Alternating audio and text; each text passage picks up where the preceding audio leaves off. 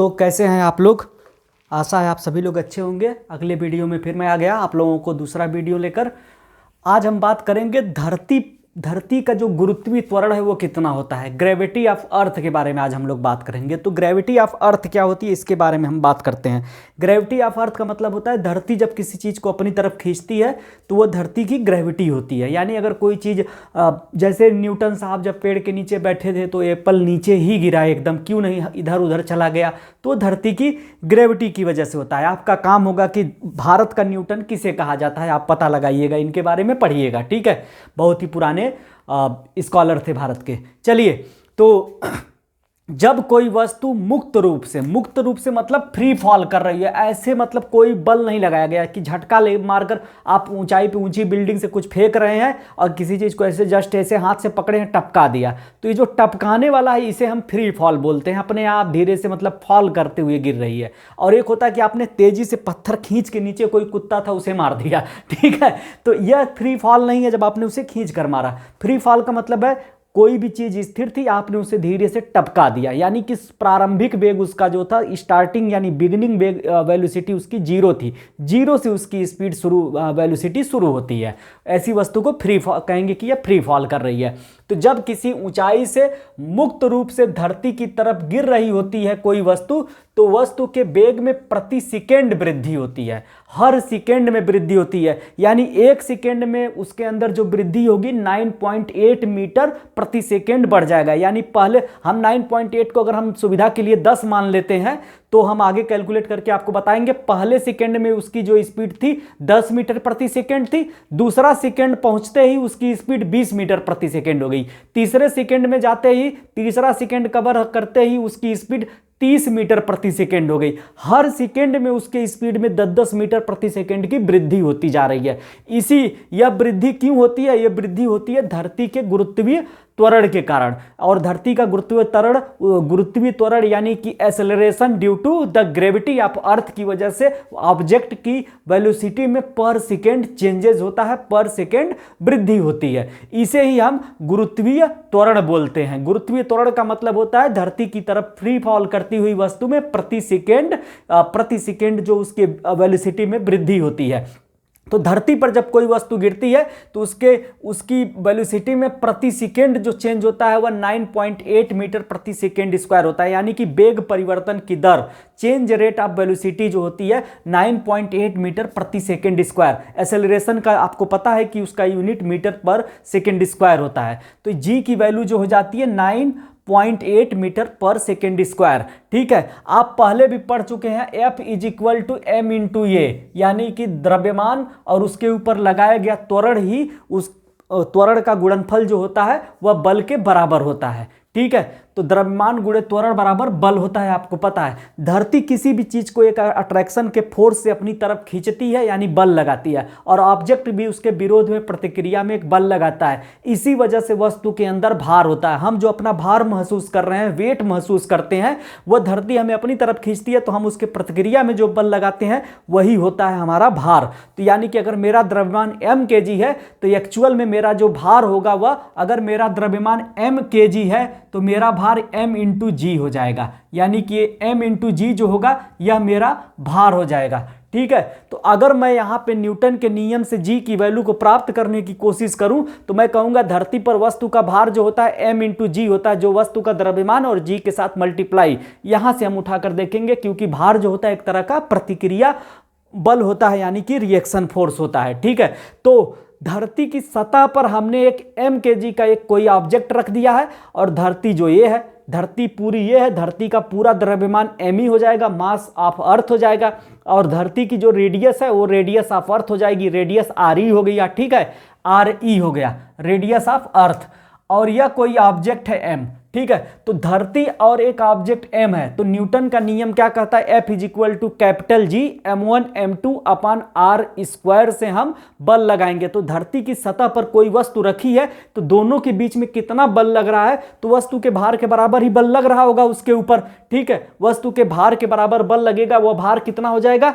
m into जी हो जाएगा। यानी धरती इसी फोर्स से उसे अपनी तरफ खींच रही है। तो इस m kg का जो द्रव्यमान है इसका भार हो जाएगा mg, ठीक है। और ये mg क्या होगा? एक बल होता है। चलिए, तो यह बल ठीक कितना हो जाएगा देखते हैं। तो यह ऑब्जेक्ट है m kg का और ये पूरी धरती है, तो धरती और इस वस्तु के बीच में लगने वाला बल कितना हो जाएगा, ये न्यूटन के फार्मूले से हम पता लगाएंगे, G m1 m2 अपान r स्क्वायर से हम इसको पता लगाएंगे। तो यहाँ पे अगर हम इस फार्मूले को अप्लाई करके देखें तो इस ऑब्जेक्ट और धरती के बीच में लगने वाला बल कितना होगा, कैपिटल G m e धरती का मास पूरा का पूरा और इस ऑब्जेक्ट यानी इस वस्तु का मास अपान इस बहुत छोटा ऑब्जेक्ट है तो हम धरती की रेडियस को ही मान लेंगे कि इनके बीच की दूरी रेडियस है, ठीक है, रेडियस है। यानी छोटा सा कोई 1 किलोग्राम का गोला रख दिया है, 1 किलोग्राम की कोई वस्तु धरती की सतह पर रख दे तो रेडियस की तुलना में उसका रेडियस कुछ भी नहीं होगा, कुछ ही सेंटीमीटर होगा, तो हम पूरी धरती का रेडियस मान लेते हैं, ठीक है। अब ये जो बल है कितना हो जाएगा, ये बल हो जाएगा F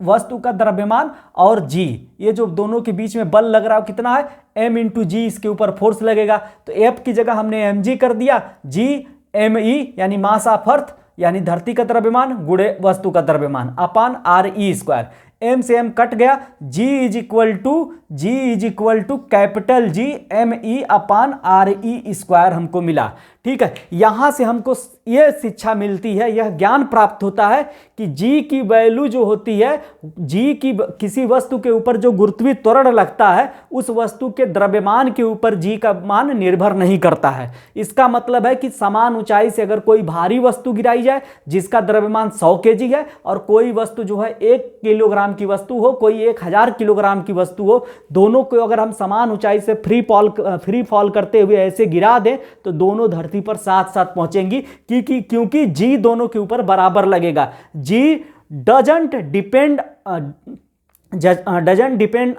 on the mass of object के मास के ऊपर G की वैल्यू नहीं निर्भर करती। G इज इक्वल टू ये धरती के द्रव्यमान और धरती के रेडियस के ऊपर डिपेंड कर रही है। तो यहां से हमको यह पता चला कि जो G जो किसी ऑब्जेक्ट के ऊपर जो G लगता है यानी ग्रेविटेशनल एक्सेलरेशन लगता है यानी गुरुत्वीय त्वरण लगता है, वह कभी भी वस्तु के द्रव्यमान के ऊपर नहीं डिपेंड करता है, वो उसका फिक्स है 9.8 मीटर पर सेकेंड स्क्वायर के ही एक्सेलरेशन से लगेगा। और यह ऑब्जेक्ट चाहे कितना भी भारी, कितना भी उसका द्रव्यमान क्यों ना हो और चाहे कितना कम द्रव्यमान क्यों ना हो, कोई मैटर नहीं करता। यानी इसका मतलब है कि आप किसी ऊंची मीनार पे जाके 10 किलोग्राम का कोई एक लोहे का टुकड़ा ले लीजिए और 1 रुपए का सिक्का लेकर अगर दोनों को गिराते हैं और मान लीजिए कि हवा नहीं है, हवा का प्रतिरोध नगण्य है, हवा का कोई भी रेजिस्टेंस नहीं है, तो 1 रुपए का सिक्का और 10 किलोग्राम का जो बाट होगा, लोहे का टुकड़ा होगा, दोनों धरती पर साथ साथ गिरेंगे। यह प्रूव किया था सबसे पहले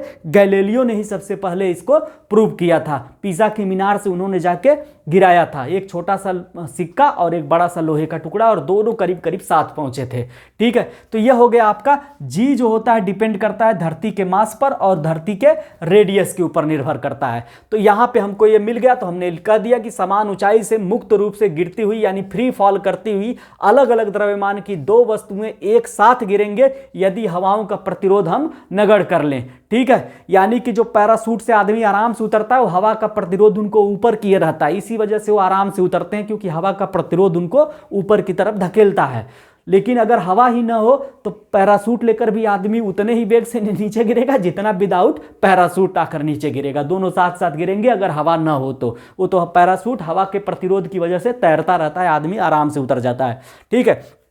अब ध्रुवों पर हम बात करते हैं तो ध्रुवों पे G की वैल्यू ज्यादा होगी क्योंकि Re कम होता है। ध्रुवों पर धरती थोड़ी सी चपटी है, अगर यह थोड़ी सी चपटी मैं इसे कर दूं, धरती को यहाँ पे थोड़ा सा चपटा कर दिया मैंने और यहाँ पे थोड़ा सा चपटा कर दिया, उस तरह तो धरती का रेडियस इतना है लेकिन यहाँ पे थोड़ा सा रेडियस कम हो जाएगा। और जब Re कम हो जाएगा तो G की वैल्यू बढ़ेगी कि नहीं, ये डिनोमिनेटर जब कम हो जाएगा, Re कम हो जाएगा तो G की वैल्यू बढ़ जाएगी। तो धरती के ध्रुवों पर यानी पोल पर जो है आपका रेडियस जो होता है करीब करीब 21 किलोमीटर कम हो जाता है।